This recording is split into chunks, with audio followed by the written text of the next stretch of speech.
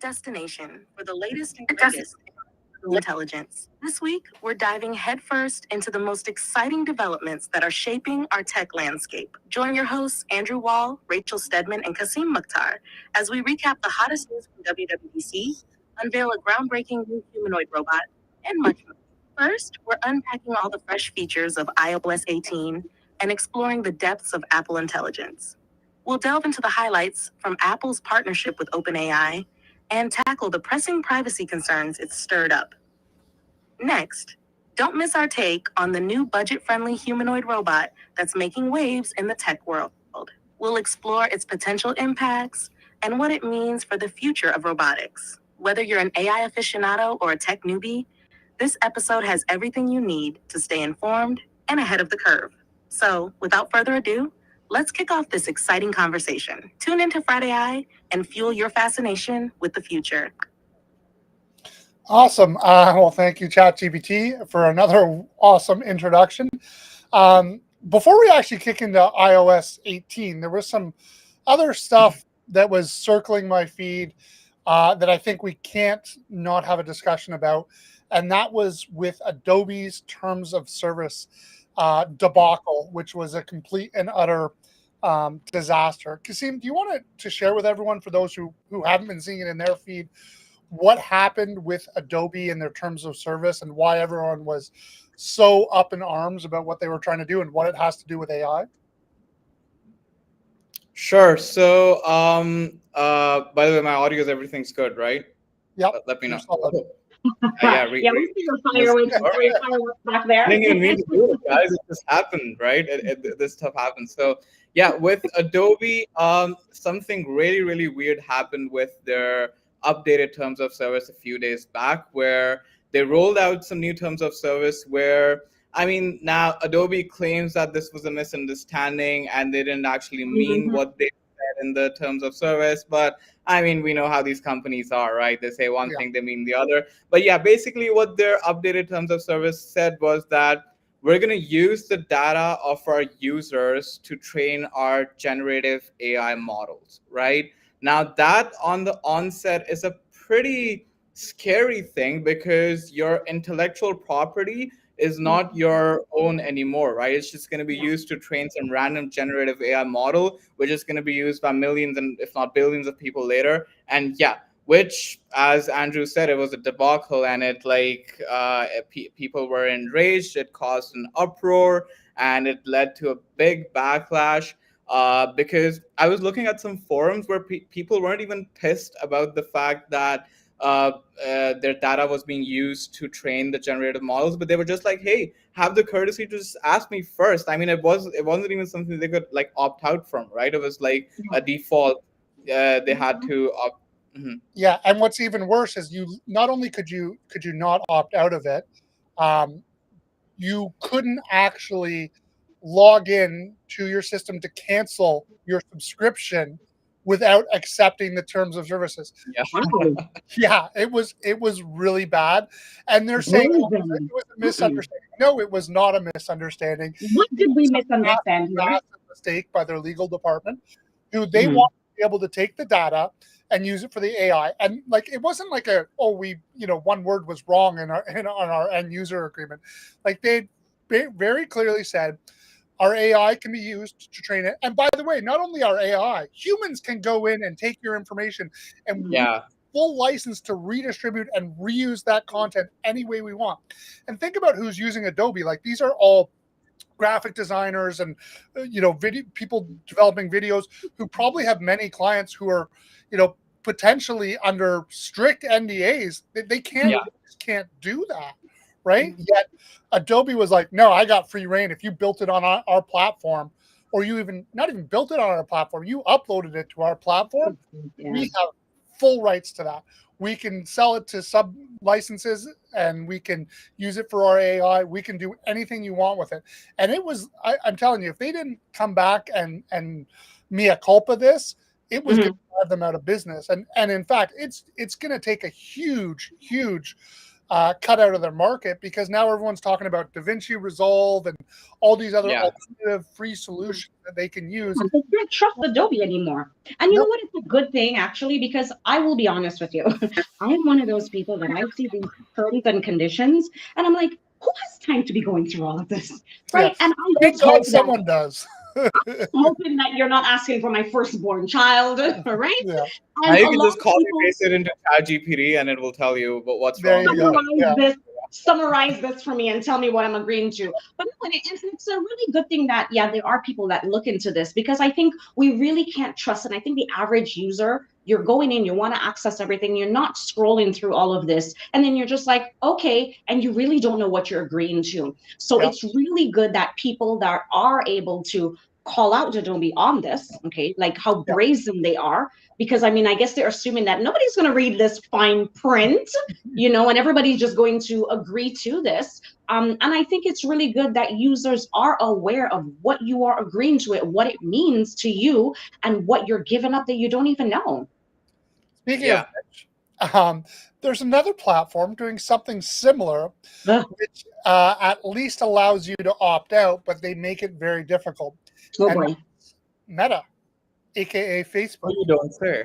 Yes. So, I mean, I don't think anyone's surprised that Meta is taking our data and using it to train their AI. The good news is that there is a way to opt out of allowing Meta to use your AI, but they have buried it, and made it very difficult. There's videos out there that show you exactly the steps that you have to go through and how to find it. So you can opt out of it, which is a good step, but they have made it very, very difficult to find, because we know that basically the race to building the best AI is about who have the best content to feed their AI. And we're already seeing companies who are running into walls with not having enough data to train the AI. We talked about ramifications that will have, whether that becomes the AI training off its own AI, and what issues that creates. But this is the big thing that people need to be aware of across pretty much every platform that they use that they're putting content into. What are the terms of service? What's going to happen with my content? And if you're placing anything in there that is HIPAA compliant or has any regulations around it, whether it just be a simple NDA, you got to be really careful that that information is not going to be used to train an AI, let alone what Adobe was saying was we could just relicense it. For sure. But here's the thing though, Andrew, which is very important actually with Meta. So I'm that, as you know me, I don't like my business in these streets. I don't need anybody copying my information, right? So I am that person that will go into, all these Meta programs and restrict my, my access of my information, my anything. But what I've realized is whenever I do a software update or an update of the app, it resets everything. So when every couple of months you tell me that there's an app update available, and every time I update that app, it resets everything, and I have to go back and do it. So when as a user, I'm thinking, oh, I opted out of this, I am good. You're not good. It's like they're still trying all these ways to access your information through these different channels. And I think it's just so deceptive.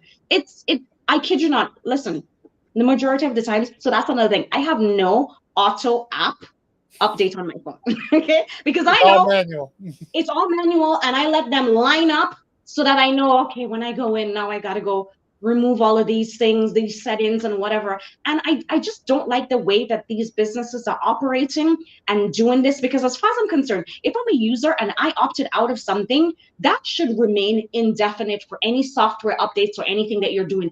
Only if you're introducing something new should it be that I am compelled to now say either I'm opting in or opted out. I just don't like how these businesses operate. Sounds like a Samsung issue, Rach. I don't think iPhone users have that problem, So might have to look for other Do options Steve, do not come for Samsung, okay? Do not come for Samsung. Well, the Yeah, one thing is, switching over to the iOS 18 update and the WWDC info, one of the things that Apple, has done really well with their AI release, and there's a lot to unpack with what's been happening with iOS 18, and it's now not artificial intelligence; it's Apple intelligence. Apple is such Genius such marketing. Apple I thing love to that. do. I gotta give them credit.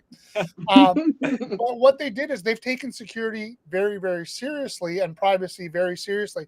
So it's all on device. So no one, including Apple, is going to be using information or accessing information, but the AI is still going to be learning and training off of your activity and your behavior, but it stays only on your device, which I was like, that is a really nice way of handling this, and being able to give you that rich customization that's unique to you, which we know is so important for AI, but without sharing and releasing your information. Now, the only downside that people have brought up with this is, well, if you're not going to use this data to train the general AI, because what they've also done is they've recognized that, with what they can load on device, it's a much smaller parameter AI. And that they're going to need a more robust AI that's going to be in the cloud. So they've done this hybrid thing where it will go out to the cloud for certain more robust searches. But again, it's a runtime server that powers up when you send it your information, runs and executes the search and the query, and then shuts down, not storing any data. Very, very secure, which Apple has been good for in the past. I see Rachel like, no, I'm still gonna go for Google, who, by the way, the only way that they're gonna show a white person in a picture is if you ask for fried chicken, right? Yeah, exactly. But I here's mean, the thing, it's though. So all of this is on the hardware. But what happens if I lose my hardware? And then a lot of people, you're using different devices. So then what's the point of it if I'm training it only on my phone, but then when I'm on my, my tablet or on my computer, it's something completely different. So it's like, what's the point? And then with every time there's a new phone upgrade, and then I'm upgrading the phone to a newer phone. So then what's the point, really and truly? So what I would say the is, way it works is think about that it like your contacts. They're stored on your device, but they can be shared between multiple contacts, multiple devices. Fair enough. You can transfer data over. Yeah, I agree. Okay. All right. But the thing is that with these new Apple AI models, like they're not like they have, in order for them to be run on device, you need to have, so for example, like they can only be run on iPhones 15 Pro and Max and onwards, right? So they need to have the latest Apple Silicon chip in their cell phones, and then for iPads and MacBooks and stuff like that, so it needs to be MacBook, like anything M1 and after, right? So that's the first barrier already in order for it to be run on device. And secondly, like they introduced this new concept, which was like private cloud computing, which Andrew talked about. I mean, I'm kind of a nerd about these things. I really go into the details, and I find it really cool. But what happens every time you search is that it creates your own custom model, as Andrew talked about, and then it's only private to you, and then it discards it after the query ends. And it's pretty cool the way it's working at the back end, right? But the issue that I have, and this is the first time that actually I am criticizing Apple over their privacy features. Wait. Oh, this is being recorded. Never mind. Continue. Yeah, you need to record it for posterity. See, exactly. I mean, the first time that I'm criticizing Apple on privacy, and it's not because I think Apple has done a great job in the past with their privacy and stuff.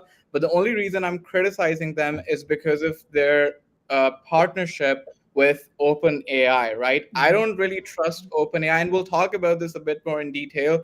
But I've looked at interviews of experts in cybersecurity, experts in AI and stuff like that, to the point where Elon Musk has tweeted that he'll ban iPhones at all of his companies because of this partnership. And I tell you not, I'm a little scared now, because yes, they have some constraints in there where it'll only go to ChatGPT if you ask it to specifically go to ChatGPT, and they have some certain ways of masking your IP address, so ChatGPT can't really put everything together to build a profile on you, like OpenAI cannot do that.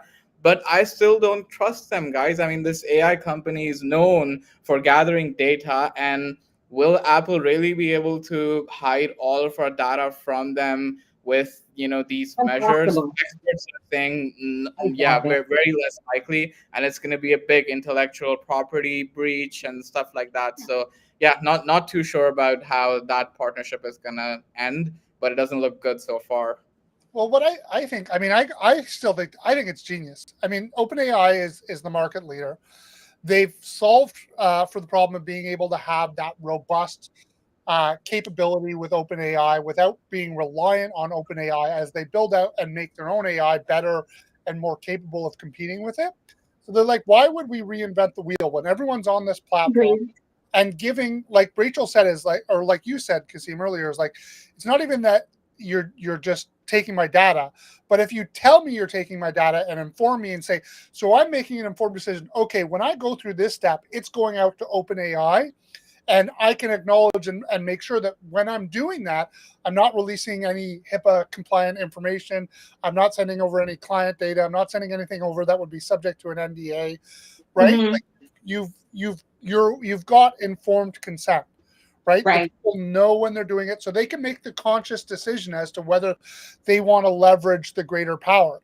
And I mean, the bottom line is all the other stuff, like a lot of the new feature updates that they talked about. And we haven't even gone through the recap of all the AI Yeah. improvements that we're seeing. And yes, a lot of these improvements to Apple are the same type of technology that's nothing new to AI, like being able Mhm. to generate images and be able to, you know, write text and create prompts. But the way that they're integrating it with user experience is unbelievable. Like, I don't know, should we take a minute to just do a quick recap of what the updates were from WWDC? I think we should do a recap of first everything else. We'll sort of get that out of the way, and then we'll talk about Apple Intelligence. Ah, and Yeah, yeah, So yeah, let me know let's when you guys reach that last part. I'll be checking out, okay? do When you guys introduce a Samsung recap of everything that's great about Samsung, I will be there. Well, I don't know. Have you seen any of the releases, Rachel, of what it can do? Like its new note taking features and stuff like that. It's pretty impressive. Like you can do handwriting, and then it will you can autofill, and it emulates your handwriting, but it also takes your handwriting and just makes it a little bit nicer and cleaner and easier to read. But it's still in your handwriting, and you can do yeah. math, and you I can want populate my images. Like it's listen, amazing. I want my authentic butchered handwriting. Even if you can't read it. Even if Giving I it can't read character, yeah. Yeah. it. But Authors anyways, might need the tool actually to sort of, yeah. But the thing is that, so everything else, iOS 18, they had been hyping it for quite some time now. We have quite some Vision OS updates. So if anyone owns an Apple Vision Pro, good news for you guys. I mean, they have some new gestures on there where you can access the control center. Uh, Two cool things in Vision OS. So firstly, you can convert images now, regular images, into 3D images. Now, how that would look like in practicality, I don't know. Like the demo seemed cool, but yeah, but these things, like they show you the best examples, and I don't know how that would work yeah, in like real life. But yeah, that seems kind of cool. One thing which really sort of struck out, and that sort of made me want to get Vision Pro and spend 3,000 freaking dollars on like on like a VR headset, and that was the Mac mirroring and the high resolution that you can get. So now you can literally fill up your entire wall with your laptop screen on your Vision Pro, and there's so many windows you can add, and it's much higher resolution now, and literally you can do it anywhere. Like you could be sitting in a bus or a train or whatever, and you could be working off of a giant screen. So that I think is really cool. Yeah, so those are sort of the Vision OS updates.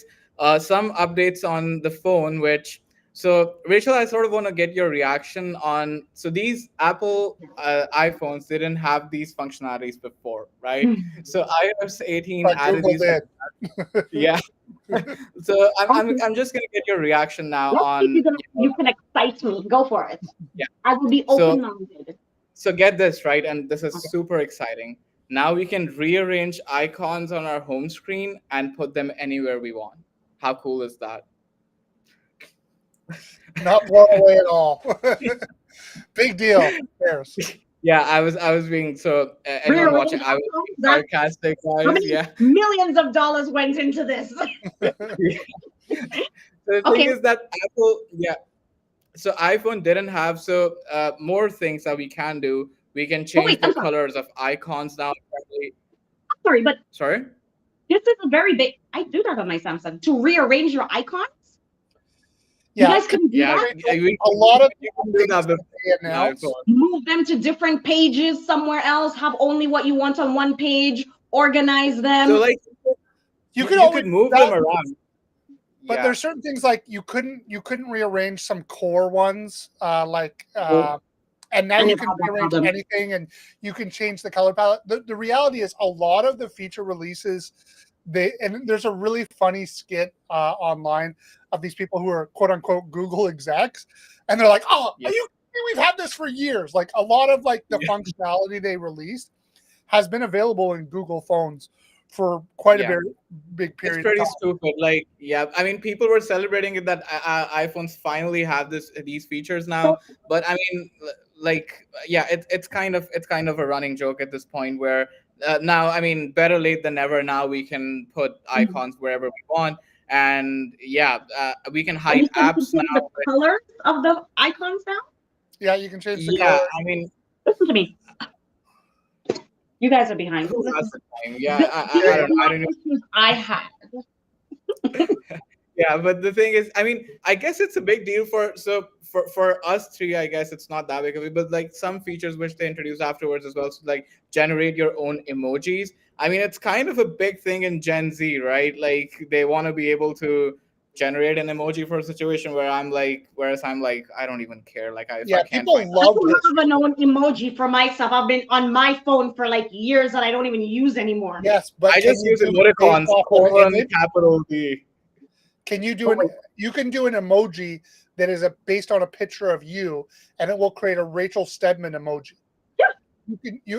You can create it. Say, I want an emoji of Rachel Stedman holding a birthday cake. I want an emoji of Rachel Stedman, flipping me the finger. You can. I want that one. I want to see that one. Yeah. Yeah, like I know there'd be some you'd like, right? I use that one the most. You'd send that one to me a lot, wouldn't you? I'm like, I'm so sorry, Andrew. I just popped out of nowhere. That is my mistake. Oh, right. Wrong one. I meant to say the high five one. I know, right? I'll be. I'm like, I guess the AI did not understand and misinterpreted what my intent was for this. I meant thank you, not fuck you. I'm like, technology, you can't trust them. They might not seem like a big deal to us. I get it, and I can fully appreciate that. But I guess it's sort of very hyped, and people are.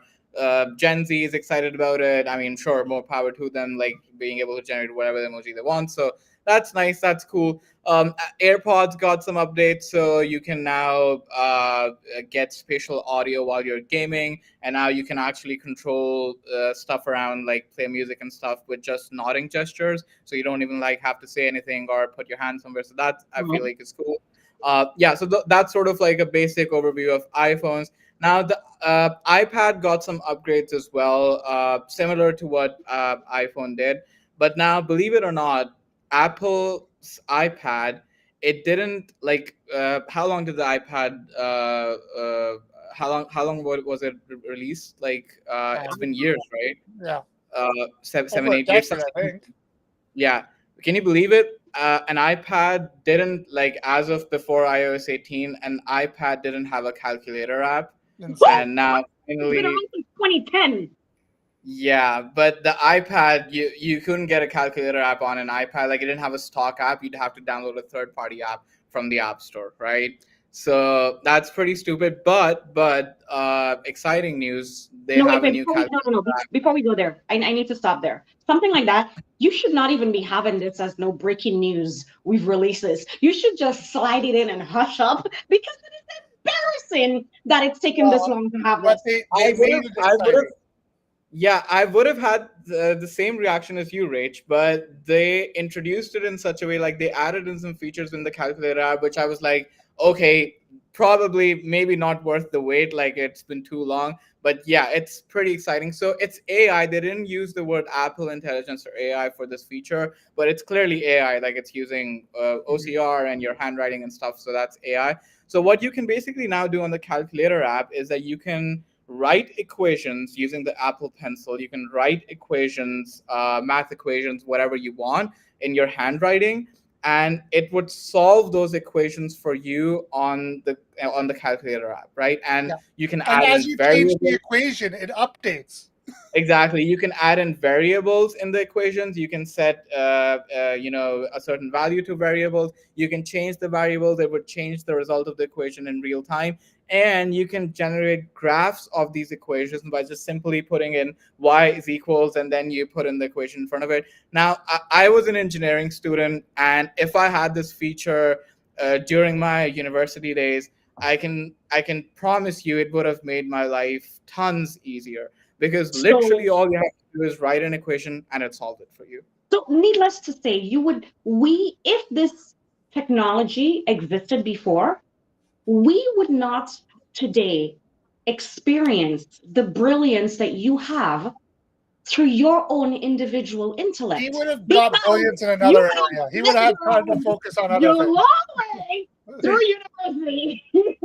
Remember, Okay? here's the thing, right? I mean, even in universities and colleges, yes, you have to learn the basics. You have to make sure that you can do it manually first. But there comes a point where you know how to do it, but you still have to put in those extra 15-20 minutes to get the equation solved so you can move on towards the next step, the more important step, right? So I mean, I feel like, and even when you get into the practical world, and where now you're sort of engineers and mathematicians and stuff like that, so even teachers and students, like you have an equation in real time, you can just write it down. I think it's super mind-blowing, You right? can still do the equations through the calculator. Like, I mean, I don't know about you guys, but for Samsung calculator, which they have, besides just 1 + 1 = 2, okay, and you can also do conversion of metrics and all these fancy things, which I'm sorry you're not used to, so let me not boast too much. But the point is, okay, you can also there is a scientific calculator on the Yeah, Samsung calculator. So you could still do that without all of this hoopla of, well, you needed to draw the graph, I mean, right? you can, like, you have scientific calculators, like not even on Samsung. You can solve an equation technically on a scientific calculator, but Mm-hmm. you have to have a PhD in using that thing, because I cannot for the life of me figure out how to solve equations properly. And if it messes something up, it's a nightmare, right? It's not Agreed. very easy to use. I mean, even with Samsung, like you have to tap buttons and then get to an equation and then move the cursor around and change variables. But imagine the power, Rach. You can just like write it down. I mean, I don't know how many people can relate with this. Like it's super mind blowing Listen to to be me. honest. I am no engineer, so I'm not drawing a graph on anything to try and figure out what anything means. I'm not trying to do any of this kind of computing. The most I need to know is the 18% tip that they gave me on this bill accurate, or did they fudge it? That's all I need to know. Yeah. Or Yeah. with Now you can do your that meat too. at the grocery Yeah. store, does the weight times the pounds equal the Yeah, price? listen, the basics. Yes, when you tell me this is 40% off, is this accurate? Right. Well, okay, I'll give you another feature that you might actually think is kind of Let's neat. This is one let's that went under the radar. It wasn't even on either main stage. Okay. An accessibility feature that I personally thought was really quite cool. And Okay. again, they don't tout it as AI, but it's clearly AI. So you can now control your phone with your eyes. Oh yeah, yeah, yeah. I don't think you scanning my eyes. Listen, you think I'm doing this fancy thing?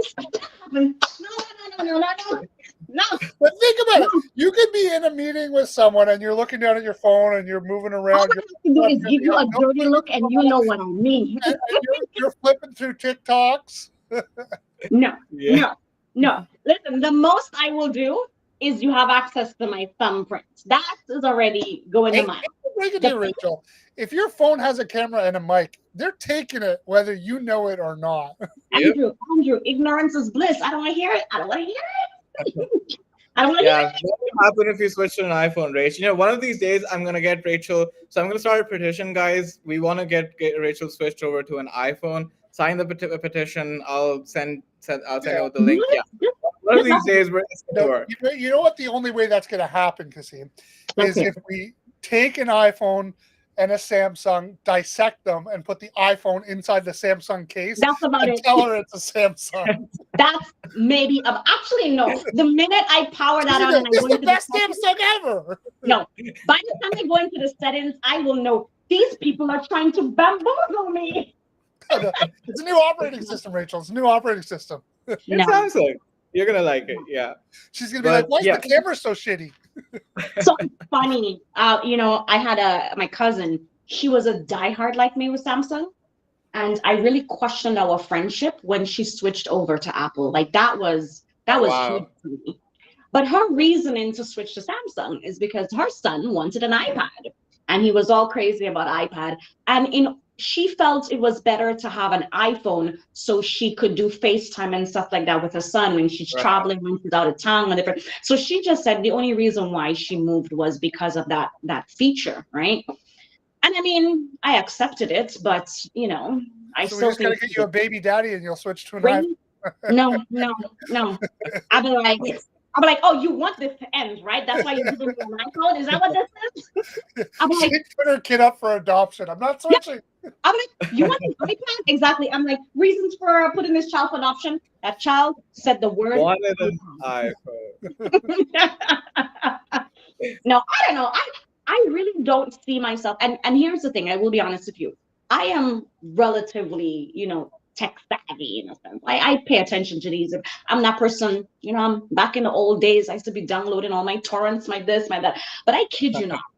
Whenever somebody says, oh, I'm having a problem with my iPhone and they give me the iPhone, I don't even want to know what to do. I'm like, yeah, I don't know what it is. No, I can't help you. I am not even interested to learn anything about the iPhone operating system at all. The features, the only reason why people use iPhone and Apple products despite of their shortcomings is because of the Apple ecosystem, right? So it's not just the iPhone, right? So it's basically everything connected to your iPhone. It's your watch, it's iMessage, it's FaceTime, it's your laptop where you can, everything is so synchronized. And once you sort of get like people who use Apple Music, people who use so my smart speaker is an Apple speaker. If I get rid of my iPhone, I literally cannot use my smart speaker, right? So you want to know the only Apple products that I own? Guess. Let me see if you guys can guess. The Apple TV.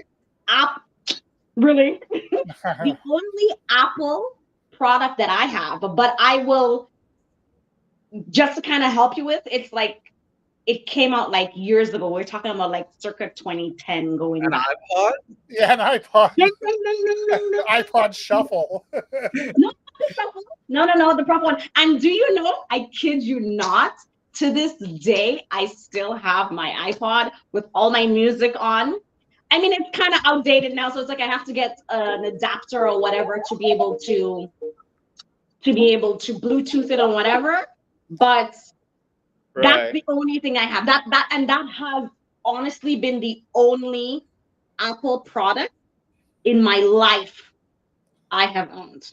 Yeah. I want to take a bit of a side there when it relates to the iPod, because much like when we were criticizing Apple about taking forever to come to the game, and then when they finally come to the game, they do release a pretty amazing product. It was the same story with the iPod, right? The iPod was not the first, like, what was like, I think the Zune from Microsoft was the first, I don't even know that. And what Apple did is they were like, we're not worried about being first to market. We're worried about creating the best user experience. And the thing, again, like what, you might have your criticisms of Apple, but their market share and their ability to bring AI to the consumer is unfreaking paralleled. So what this is going to do, iOS 18, is it's going to put AI in the hands of people who have not touched or played around with AI in Yeah. in any other format, and now Mhm. people are going to be able to use it in ways that are just delightful and easy to use, right? Stuff that we've talked about a million times, with being able to generate sample responses and messages and stuff like that, now natively built into your iPhone, In the right? keyboard. Mhm. Yeah, exactly. And the Siri that's not garbage. Yeah, super pumped about that. So actually, let's sort of Yeah, take this opportunity to go through the Apple intelligence features, not Okay. AI, AI, but not artificial Apple intelligence features. So I talked about it before. It's only available on the latest Apple Silicon, which I guess kind of is a bummer for people who are using even 14 Pro Max is not that outdated, but still those users can't use it. I guess it's just a way to push people to buy their new models. But Yeah. anyways, yeah, so writing tools within the keyboard. So now you can actually summarize, rewrite, and proofread whatever you're typing natively. So if you're typing a text message or a message in Teams, or if you're typing an email, you don't have to copy that text and paste it into ChatGPT to get it proofread or summarized or whatever. You can Mhm. just not do it natively within your keyboard. I think that's pretty cool and pretty easy now. I mean, before it was just like an extra step, and now you can just like literally clear out your typos within a second. So that I think that's pretty cool, pretty sick. Another feature which Google introduced, I'll give this to Google. Like they have this feature in their photos, like this AI feature, but now you can like remove unnecessary objects from your photos in the background. Like you can circle it move it- yeah, and it will fill it out with generative AI, which I mean, I guess it's cool because we had a situation internally with like I won't go into the details, but like we had to use sort of Rachel will know what I'm talking about. Like we had to use AI for a picture, but yeah, so it can be useful, right? It can be useful for hands sure. down. Yeah. So I know what uh, you're talking about. yeah, exactly. So we won't go into the details, guys, but this feature can be useful. So generative emoji now, yes, I mean you can generate your own emoji now, which me personally, I'm not a big user of it, but I can. I mean, I guess it's a nice. Like, do you remember? I don't know if Rachel knows, but do you remember Andrew when they came up with this memoji where you can Bitmojis. Yeah, and so, yeah. Bitmoji. yeah, but like Apple had their own version of it, like Memoji, where you can it sort of creates an animated avatar of you, and people used it for a month and then it disappeared, and now nobody uses it. I suspect that's what Gen Emoji is going to be like, but who knows? I guess we'll find out. So now you can okay one now you can generate images within your iPhone. Now this I think is cool because it's all happening, most of it's happening on device, which is pretty sick. You don't have to connect to a cloud server to do it. Now I mean the demos seem good, but honestly I can't really talk about the quality of the pictures or how it would turn out because I haven't used it yet. But I mean they Right. have released public beta of iOS 18, but I don't usually go for those because they're buggy and unstable. So I want to give it a shot when they come out with the final version to see how it goes. But I'm hoping that it's going to be good as well. Now Siri is getting a massive update, guys. Super pumped about that. The worst AI assistant is gonna get slightly less worse now. I'm just kidding. Hopefully, it's gonna get better. But yeah, it now Siri can do, in addition to understanding basic context and basic things, it can now take actions within apps, which I think is pretty cool. So Can we see some yeah, now fireworks? We need some fireworks for that. Give us some fireworks. yeah, Wait for me. Wait for it. this, Wait there for you go. it. Oh Yeah, yeah, yeah, that needs definitely fireworks because that's fireworks. webinar one, right? Guys, That's let me Yeah, webinar tell you one. something. Do you want to know the only exactly. thing I know about Siri? Let me tell you the only thing I know about Siri. Way back in the day, when Siri first came about. Yeah, we I got to be careful not to use that name too many times, or it's going to trigger people's phone. Oh God. Yeah. It, you could She who shall not be named. I know. She, yeah, exactly, should not be named. you could tell it where to hide like a dead body or something like that. And it would, do you remember that, Andrew? That was one of the biggest classic things that you could ask it where to hide. Because I guess people, when it first came up, people were asking like the most foolish things. And it gave such an in-depth of how you can dispose and hide a body that nobody would find. And I'm like, who is this device catering to? Like, who? That tells us something about the Apple execs, right? Tim Cook. Yeah. Yeah.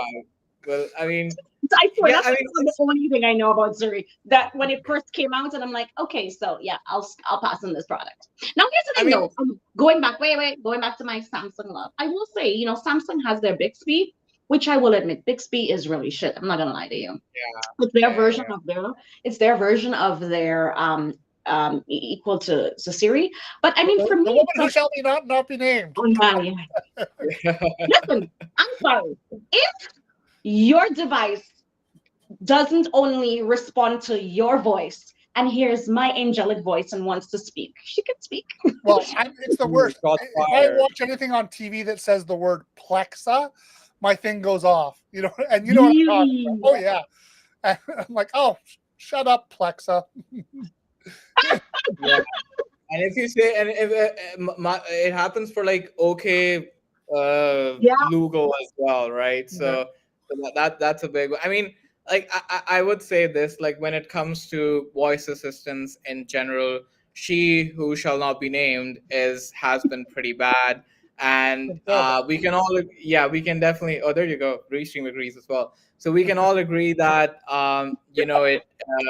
it's a much needed improvement, and definitely something we're looking forward to. And we have a question here, guys, from Ivan. Considering a series enhanced ability to understand context and interact within apps, could this improve workflow automation and customer service in one's business? I mean, sure.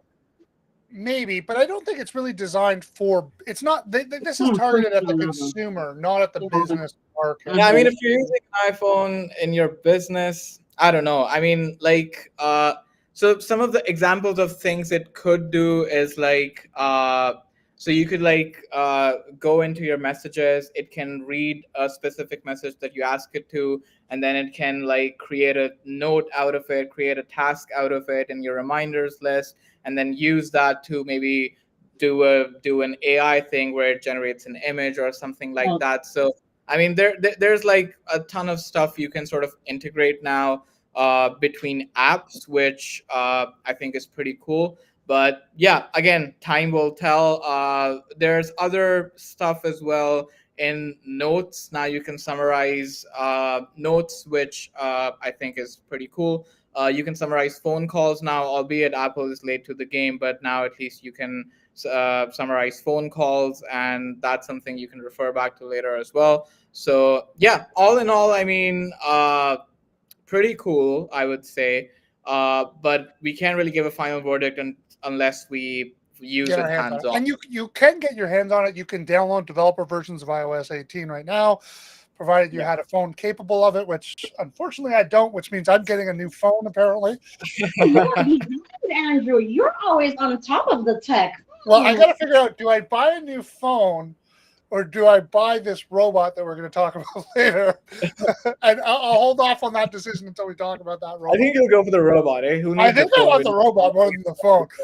But I mean, I've got to say, like, I really am impressed by the way, like, I mean, and again, maybe we need to start bringing in some videos to the show to show people what these apps look like, and you guys got to go look at the demos of this note-taking facility. And I think back to the accounting conferences that I speak at often, and my community who I know. There's a lot of people out there who are taking notes, people who love the Apple Pencil and being able to take effectively handwritten notes without carrying around 10 pages of 10 books of content.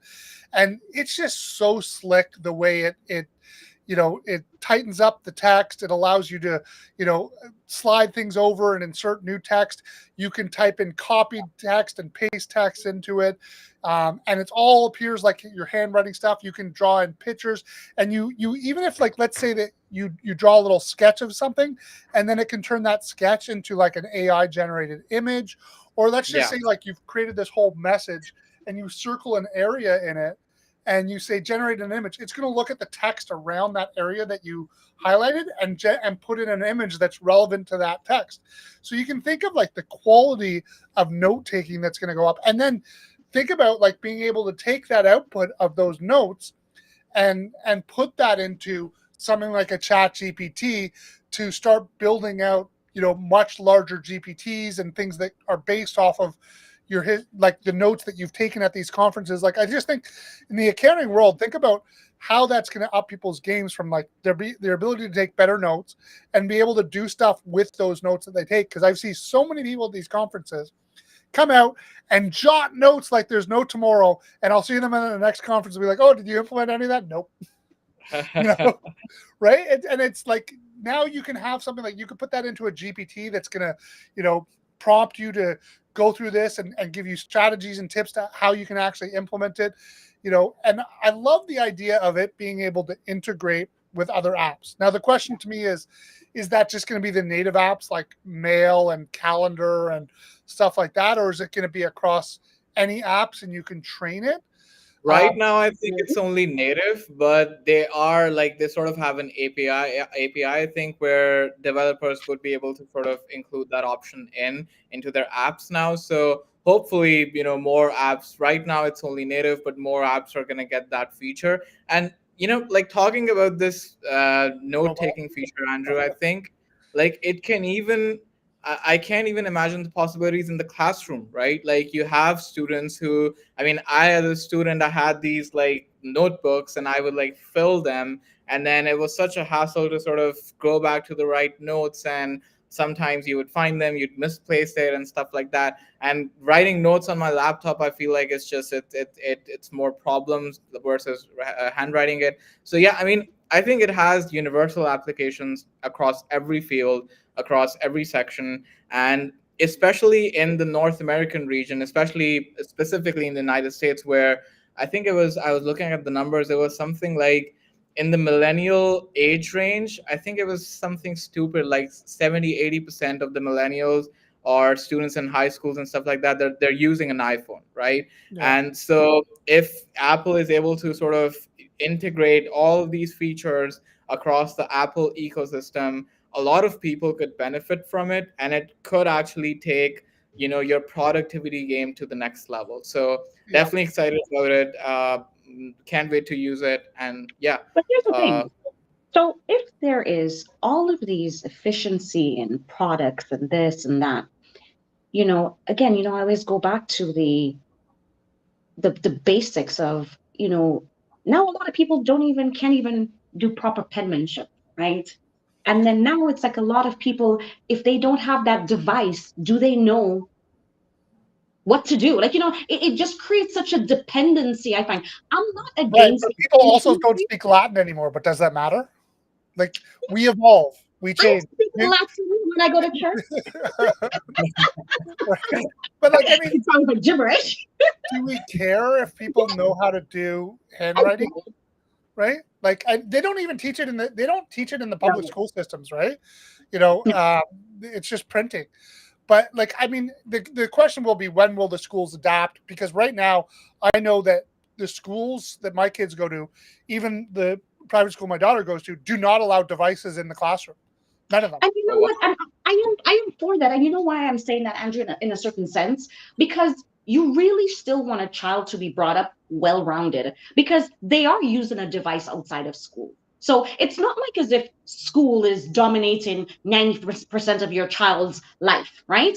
In a sense of they're not at school all that 90% of the time. So they do have the opportunity to do all these other things. So also learning in a different way. Responsibility to integrate technology and teach them about this stuff.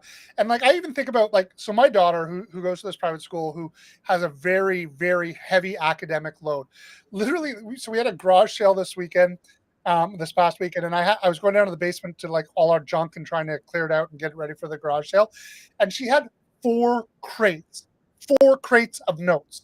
And I'm like, can I throw the notes? She's like, no, there's my notes. You can't get rid of them. I'm like, first of all, I don't understand why you can't get rid of last year's notes, but it's a whole nother story. I think through, like, if she had done that all, it could all be contained. If she'd done that on an iPad, it would all be contained in one little device. Think about the trees that would be saved, storage capacity issues, and the ability to take that and then be able to use that, because then now she's literally studying for exams right now downstairs, and like for her to be able to have that automatically turned into notes and cue cards and stuff like that to help her, like it could up her game immensely.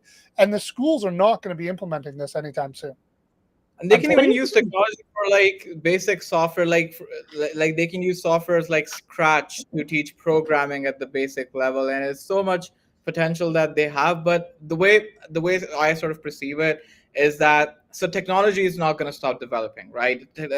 AI, now that we've entered this AI bubble now, it's only going to get better. It's only going to get more and more features. It's only going to get more evolved. And it goes back to that old quote, not old, but it's like AI won't replace you, but the other person using AI will replace you, right? So it's just a sign that if you want to keep up with the times, if you want to keep up with the trends, if you want to make sure your skill set is updated, and because now I guess it's more of a matter of how much efficient you are using all these technological tools, right? You're right. And it's not just in the schools. Like, I mean, even for myself, like you guys do know that I am not a big, user of a lot of AI, but even for myself, yes, Kasim actually was very proud of me recently. I've been using ChatGPT a lot more, I'm like, well, since you say you can do all of this technology, save me the time and do this. So, but here's the thing. Do I feel like I need to learn these things and immerse myself in these things, or else I will become obsolete in everything, in my job, in the day-to-day? 100%. Like, I mean, I do feel that as much as I'm very resistant to a lot of things, I'm like, okay, better get on that bandwagon, or soon I'm going to be as outdated as my mother is with this technology. And again, that's the big thing about Apple iOS 18 is it's going to put it in the hands of everybody, and it's going to make people more comfortable and have the ability to use AI in ways that are just intuitive. But we've got a few minutes left, and I know we've got some other interesting news. And related back to the education standpoint, I want to have a discussion about this kid in Turkey. Oh, wow. Yeah, who used AI to cheat. And he wouldn't be the first kid to use AI to cheat. Won't be the last either. But he was arrested for using AI. That seems pending trial now. Pending trial. Like, are we arresting people for cheating now? Like, I don't know the laws in Turkey. Okay, it seems a bit extreme. Them, no other university, accepts the transfer. I get all of these things, but I know it's like the arresting. I'm like, yo, hardcore like that up there. I mean, it's a gray area, because on the one hand, especially in university entrance exams, those entrance exams, albeit with all their flaws, like they're there for a place, right? They're sort of there to make sure that you're set up for success. If you cannot pass the entrance exam on your own, then it's very likely you're just going to fail and you won't be able to understand. Yeah, exactly. So but that being said, there is an argument to be made that our testing system overall, the way we encourage students to now cram information instead of learning the concepts behind it, that definitely is more outdated, especially when we talk about systems like GCSEs in the UK, and I'm not too sure about the high school system in Canada and the US. But the thing is that you can argument for both situations, but I think there needs to be some reform now. Like, our education system can't stay stagnant, right? With all this new technology that we have. In our last episode, I think we talked about this school in Scotland who implemented AI and actually encouraged students to build their own teachers. Teachers were using AI as well. So I think, there needs to be some reform. But that being said, like in entrance exams, at least you need to have some level of understanding. You need to be independent on some level to make sure you're set up for success rather than failure. Yeah. But Franz, when we look at the evolution of technology, right? Like, I mean, I'm thinking about it myself when I was younger. So my parents' generation, they did not have, all of this technology or tools. But then when I went to high school, nobody was teaching me how to use Windows application and these basics of these things, Yes, they right? were. You had computer classes. Like there was literally classes called computers. Okay, I And didn't do computer typing, classes. right? Yeah, they were there. There's a whole com sci lab, right? Like But there's a computer science division. for Like high school, university I can get, but for high school, oh, we did not yeah, have that. and my high school had. I mean, they were Commodore 64s, but they were there. Um, No, like we didn't have that. Like I yeah. think about it, and then I guess even when we think about it, again, everywhere would be different. In North America, it might have been different. I went to high school in the Caribbean, so it's quite different. So needless to say, it's not to say that You might have had chickens walking through your classroom. Andrew. I say that because when you go down there and work from there, I hear them in the background. I know you hear them. I know, for real. Yeah, I know. I'll be having a conversation. Andrew's like, "Oh, is that your alarm clock? Your alarm clock?" But I mean, so what I have to say is that because you see, then what happens in this situation? We have to think about it. When we look at it worldwide, everybody's not going to have access to this information right now, as it stands. Everybody globally does not have access to information. North America, Europe, some of these places, it's called maybe some information poverty, and it's a real thing. And there are people working to change that. You look at the Raspberry Pi as a very cheap and economical device that can make it available, but then you have issues around being able to get internet. And there are amazing things, like as much as whether you love or hate Elon Musk, what he's been able to do with Starlink to bring internet anywhere in the world is revolutionary. And yeah, I mean, that's a whole nother show. And with 3.5 minutes left to go, I cannot let this show go without talking about the Unitree G1. The robot. That's what he's been waiting for the whole time. I am, because I want one. And apparently I can afford one. And listen, at 16,000, that is excessive, and I bet you that's USD anyway. I like how they're like only 16,000. What do you mean only? I just paid $8,000 for a golf cart. I think I can afford 16 grand for. Oh my God. Holy cow! That's a cheap one. That's used. Like that's so. No. I think I can. You should definitely get this robot now. Yeah, I mean, don't encourage him. Do not encourage him.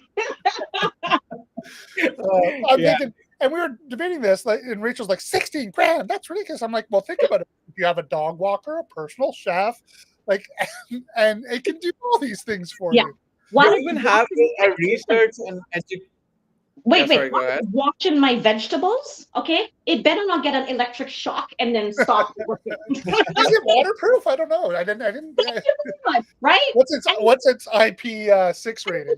When you have a dog that is like running off, is this thing running behind your dog? In fact, your dog has this machine dragging on the ground. Okay, it's gonna be choking the dog on the leash. Yeah, that could be a problem. Is it going to pick up your dog's mess? Yes, and that's worth 16 grand in and of itself. Even if I just had to go through my backyard and pick up the dog poop. When you come inside, you better sterilize your hand before you start chopping up my vegetables. Yeah.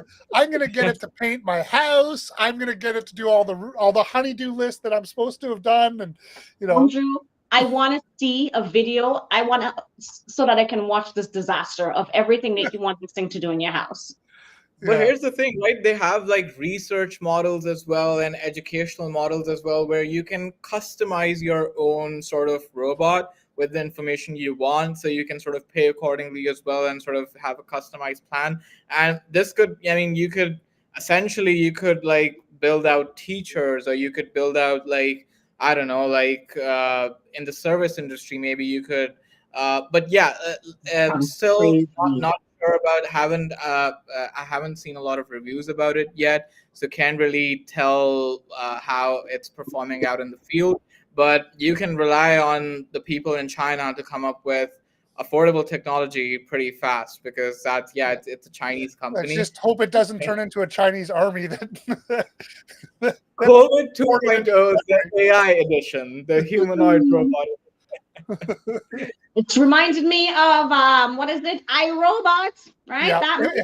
If I start saying a lot of pro-China rhetoric, my AI robot has taken control. Standing behind with a knife, standing behind the What's camera. that thing you have to do, that symbol for when you're like, you're crying for help. yeah, what's the cry for help? My robot's taking control of me, help. Yeah. I'll be like, oh, you said it was only $16,000. I'll be like, you get what you pay for. Yeah, I'm for it, Andrew. You should buy it. I mean, totally. I'm encouraging you. You should buy it. We'll test it. I'm gonna have a discussion with your wife. I'm like, do not allow this to happen in your house. the less she knows, the better. She's gonna come home. She's like, oh, actually, the house is so clean and spick and span. Andrew, did you cook dinner tonight? Yeah, I'd have to make sure the robot goes and hides itself before she goes home from work every day. Like, you did the dishes. Yes, dear. Yes, dear. And you have under the bed, you have the robot hidden. Yeah, it does fold up quite compact. Yeah. I don't know. I'm not a fan of this. Again, you know me with the. I just think, again, now this is where I think about it differently. I think about it from the aspect of, when people have this in their home, and how is that going to make people be more? I mean, I get it. You might want to use it for tasks around the home, but are people going to be using these as companions, as this is who they talk to? People who, no, different kind of companions, Andrew. Don't talk about those exist, by the way, as well. That's not where I was going with this. I mean, it might. I think that was one of the first type of robots that was created. It might turn out to be like this. And I'm just kind of thinking of, it's like, I don't know. It's just, is it really? Well, let me play the flip side of that. You guys all know what's going on with my dad and him being in the home, and he is lonely, incredibly lonely. And even if it was an AI companion, like, he's got nothing. He's got no one right now. That would be better than other roommates, or not roommates, but like other people there at the facility that they keep them full of people. But you know what my dad is like, and fair enough. They're not good enough for him, or whatever the case may be. I'm not sure. You can customize it, right? So it's like, it can be. You can design. I mean, it sounds weird, but you can actually design your perfect companion, which in some cases might be creepy, but in some cases, and as Andrew mentioned, it can be useful. But I think we should definitely talk about this more in detail in some of the future episodes. No, you have. We'll do an episode. So I bought the Unitree robot, and Andrew's going to reveal it on. Yeah. I'll do an episode where the Unitree hosts it. Oh yeah. No. I'll be like, where is Andrew? And you'll be hearing him in the background, help. And I'll be like, no, I am Andrew Wall. Yeah. But anyways, we're over time. We got a little too excited here for this week once again. So we're back in a couple of weeks, and we've got like 4 guests who we've got lined up. Cringer's coming back. Chad Davis is going to be on. We've got Andrew Smith from Intuit. We've got a whole Jason who's going to be Stackos is going to be coming. We've got so many amazing people that are going to be joining us. So keep joining in, and we'll see you guys in 2 weeks. Bye for now. Wait, I need fireworks. Fireworks. Close us out with some fireworks. There you go. There we go.